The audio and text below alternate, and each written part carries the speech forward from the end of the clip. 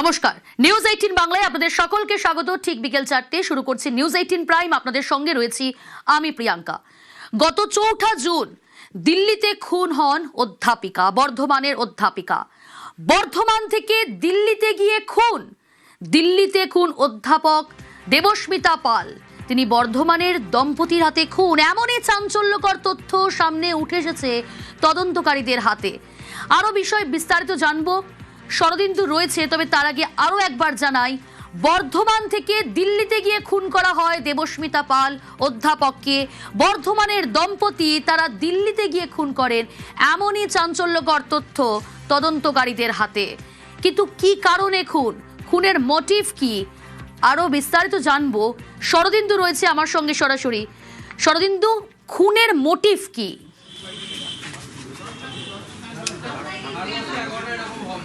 দেখো, প্রাথমিকভাবে পুলিশ যেটা জানতে পারছে যে খুনের কারণ হচ্ছে সম্পত্তি হাতিয়ে নেওয়ার জন্যই এই খুন। এই যে বাড়িটা দেখছো, এই বাড়িটাতেই এটা হচ্ছে দেবস্মিতা পালের মামার বাড়ি। এই সম্পত্তি দেবস্মিতা পালেরাই পেতে চলেছিলেন পৈতৃক বলা যায় পারিবারিক সূত্রে। এবং এই বাড়িতেই নিচে তলায় ভাড়া থাকতো রামপ্রসাদ দাস এবং তার স্ত্রী বনশ্রী দাস। সিসিটিভি ফুটেজে কি দেখা যাচ্ছে? সিসিটিভি ফুটেজে দেখা যাচ্ছে যে এই দম্পতি তাদের সন্তানকে নিয়ে ক্যাব থেকে নামলেন। নেমে একেবারে স্বাভাবিকভাবে মুখে মাস্ক পরে তারা ঢুকে গেলেন অ্যাপার্টমেন্টে। আধ ঘন্টা পর তারা ফিরে এলেন, বেরিয়ে এলেন একই রকম স্বাভাবিকভাবে, কিন্তু তাদের পোশাকটা আলাদা। আর এটাই কিন্তু পুলিশকে একটা চিন্তার মধ্যে ফেলেছিল যে এরা কারা। এবং সেই সূত্রেই পুলিশের কিন্তু নজর পড়ে এই দম্পতির ওপর।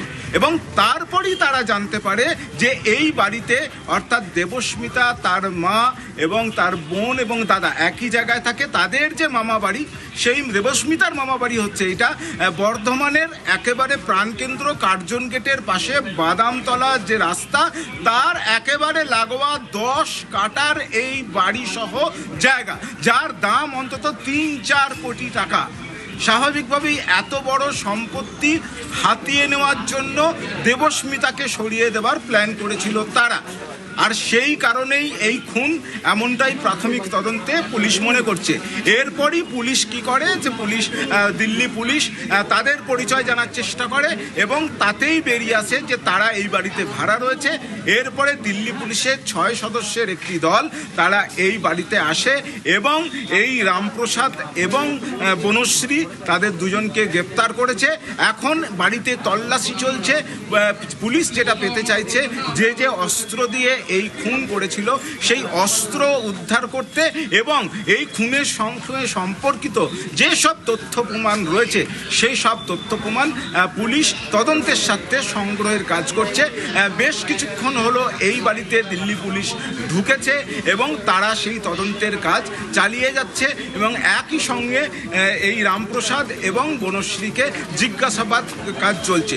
সব মিলিয়ে এটা বলাই যায় যে একজন অধ্যাপিকাকে খুন করতে 1400 কিলোমিটার রাস্তা পাড়ি দিয়ে বর্ধমান থেকে একেবারে দিল্লি পৌঁছে, সেখানকার বসুধারা এনক্লেভে পৌঁছে, সেখানে একদম ঠান্ডা মাথায় এক দম্পতি এক অধ্যাপিকাকে খুন করলো। এবং এই ঘটনা, এই দম্পতি কতদিন ধরে শরদিন্দু ওই বাড়িতে ভাড়া ছিলেন?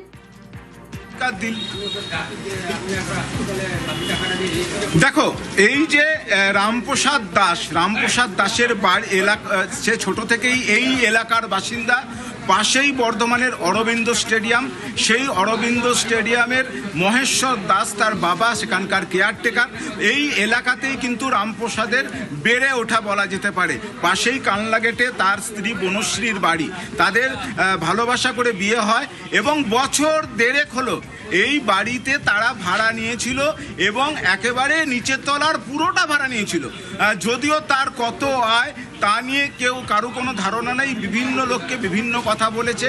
কখনো কাউকে বলেছেন তিনি শিক্ষকতার কাজ করেন, কখনো বলেছেন ইন্টেরিয়ার ডেকোরেশনের কাজ করেন।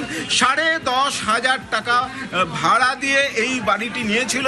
এখন এলাকার বাসিন্দারা মনে করছেন শুধুমাত্র এই 10 কাঠার ওপর জায়গা দখল নেওয়া এবং সেই সঙ্গে এই যে বাড়িসহ বিশাল সম্পত্তি, সেই বিশাল সম্পত্তি হাতিয়ে নেওয়ার জন্যই তারা বাড়ি ভাড়া নিয়েছিল পরিকল্পনা করে, এবং তারপরই বছর দেড়েকের মাথায় এই খুন করা হলো। আর একটা তথ্য জানিয়ে রাখি যে মাকে নিয়ে প্রতি বছর এই গ্রীষ্মের ছুটিতে মে মাস জুন মাস করে এই যে দেবস্মিতা তিনি কিন্তু এই বাড়িতে আসতেন এবং এই যে দোতলা, এই দোতলায় তারা থাকতেন। এবারও তাদের আসার কথা ছিল এবং সামনের 15 তারিখ তারা আসবেন এমনটাই পরিচিতদের তারা জানিয়েছিলেন। তার আগেই কিন্তু এই খুনের ঘটনা ঘটিয়ে ফেললো ভাড়াটিয়া দম্পতি।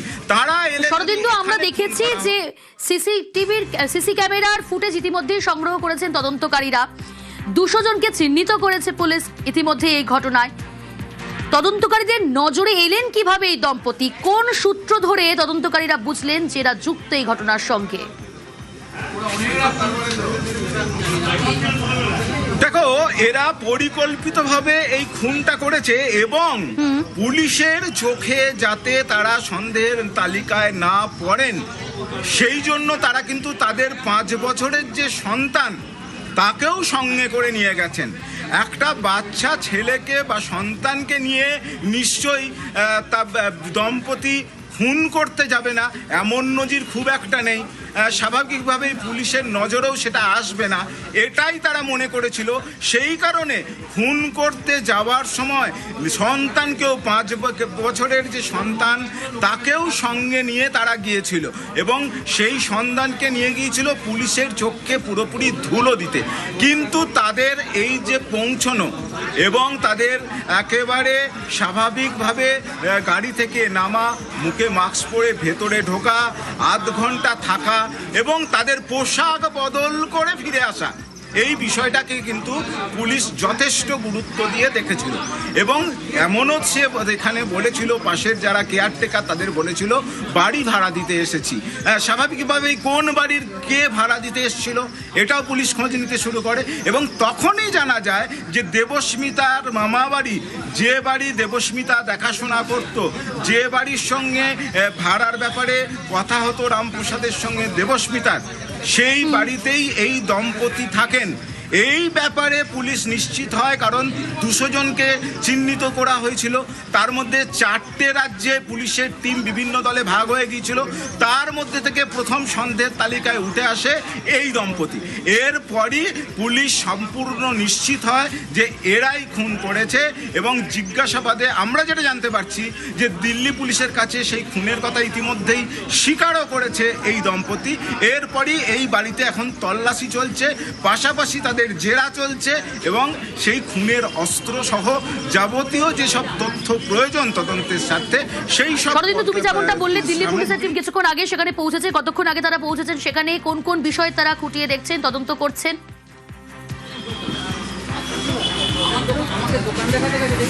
দেখো, দিল্লি পুলিশের দল আমরা যেটা দেখতে পাচ্ছি যে ঘন্টা 2 হয়ে গেল এই বাড়িতে তল্লাশি তারা চালাচ্ছে। এই বাড়ির মধ্যে 6 জন পুলিশের এক মহিলা অফিসার সহ 6 পুলিশ অফিসার দিল্লি পুলিশে সেখানে রয়েছেন এবং তারা যেখানে একদিকে যেমন জিজ্ঞাসাবাদ চালাচ্ছেন তেমনই এখানে কিন্তু একেবারে তল্লাশি চালানো হচ্ছে।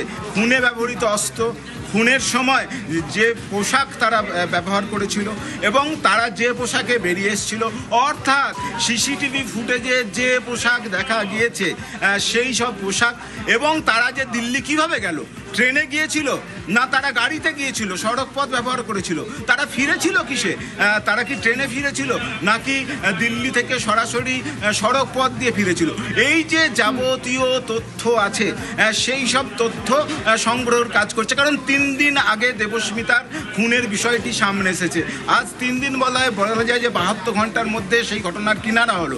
এর মধ্যে তারা দিল্লি কবে গেলেন, কতদিন ছিলেন, আগে থেকে ছিলেন কিনা, পাশাপাশি তারা কবে ফিরে এলেন, সরাসরি এখানে ফিরেছিলেন কিনা, এই যে যাবতীয় বিষয়গুলি আছে সেই সব বিষয়গুলি এবং তার সঙ্গে সম্পর্কিত যে যে তথ্য রয়েছে সেই সব তথ্য সংগ্রহের কাজ এই মুহূর্তে দিল্লির পুলিশ অফিসাররা তারা চালাচ্ছেন। আমরা মাঝে মাঝে তাদের তদন্তের স্বার্থে বাইরে আসতে দেখছি, তবে তারা এখানে কিন্তু একদিকে যেমন নথি নমুনা সংগ্রহ করছেন, অন্যদিকে কিন্তু ভিডিওগ্রাফিও করছেন। সব মিলিয়ে তদন্তের কোনো ফাঁক রাখতে চাইছেন না এবং এই বাড়িতে আরও বেশ কিছুক্ষণ ধরে এই তল্লাশি চলবে বলেই মনে করা হচ্ছে। এখন কখন তল্লাশি শেষ হয়, কখন তারা বেরিয়ে আসেন, কি কি জিনিস তারা সিজ করলেন এবং কি কি ব্যবস্থা তারা নিলেন এবং এই ঘটনার সঙ্গে আরও কারো যোগ রয়েছে কিনা, কারো পরিকল্পনার কথা জানা যাচ্ছে কিনা, সেসব বিষয় বিস্তারিত জানার চেষ্টা করছে পুলিশ। কারণ এই ঘটনায় যে শুধু এই দম্পতি জড়িত নাকি আরও কেউ জড়িত রয়েছে, এই সব দিক কিন্তু দিল্লি পুলিশের পক্ষ থেকে খতিয়ে দেখা হচ্ছে। সব মিলিয়ে এই যে ঘটনা যা দেশ জুড়ে একটা চাঞ্চল্য ফেলে দিয়েছিল, দিল্লির বুকে একেবারে দিল্লি বিশ্ববিদ্যালয়ের একজন সহকারী অধ্যাপক খুনের ঘটনা, নৃশংস খুনের ঘটনা, এবং সেই খুনের ঘটনার কিনারা করতে পুলিশ দিল্লি হয়ে উঠেছিল। অধ্যাপিকা দেবস্মিতা পালকে খুন করার যে ছক কষেছিলেন ওই দম্পতি, তারা 1400 কিলোমিটার পাড়ি দিয়েছিলেন, সন্দেহ এড়াতে সন্তানকে ব্যবহার করেছেন, মাস্ক পরে প্রবেশ করেছেন ওই আবাসনে, নৃশংস হত্যাকাণ্ড। তারপর পোশাক বদলে চম্পট। শরদিন্দু, তুমি যেমনটা বললে, কিন্তু এই দম্পতি কি বর্ধমানে দীর্ঘদিন ধরেই থাকতেন? ওই অঞ্চলে কি দীর্ঘদিন ধরেই ছিলেন, নাকি এই বাড়িতে এসেই, তুমি যেমনটা বললে যে দেবস্মিতা পালের মৃত্যুর পর ওই বাড়িতে একাই থাকতেন দেবস্মিতা, মাঝে মধ্যে আসতেন, কোথাও গিয়ে সম্পত্তি হাতাতেই এই খুন?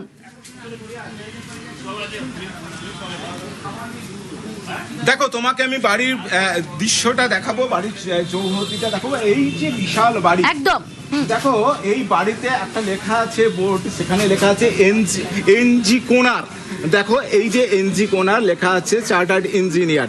ইনি হচ্ছেন দেবস্মিতার মামা দাদু তাঁর বাড়ি এটা, এবং এটা হচ্ছে দেবস্মিতার মামা বাড়ি। দেবস্মিতা, তার দাদা এবং দিদি দুজনেই দিল্লিতে থাকেন, মাও দিল্লিতে থাকেন। এবং এই যে বাড়ি, আমাদের ক্যামেরা পার্সনকে বলবো একটু বাড়িটা দেখাতে। এই যে বিশাল একটা বাড়ি দেখছো, একেবারে কার্জন গেটের একেবারে ঢিলছোড়া দূরত্বে বর্ধমানের প্রাণকেন্দ্র কার্জন গেট, এবং সেখানে 10 কাঠা জায়গার ওপর এই যে একটা বিশাল বাড়ি, সেটাই কিন্তু নজরে পড়েছিল এই রামপ্রসাদের। কারণ আগেই জানালাম যে রামপ্রসাদ এই এলাকাতেই বড় হয়েছে, এই এলাকাতেই তার বেড়ে ওঠা, ফলে এখানে একটা এমন সম্পত্তি পড়ে রয়েছে যা দেখার কেউ নেই, সুদূর দিল্লিতে প্রতিষ্ঠিত। কারণ এই যে দেবস্মিতা তার বোনও যেমন প্রতিষ্ঠিত, তেমনি দেবস্মিতার দাদা তিনিও ডাক্তার, ফলে তারা দিল্লিতেই থাকেন, দেবস্মিতার মাও দিল্লিতে থাকেন।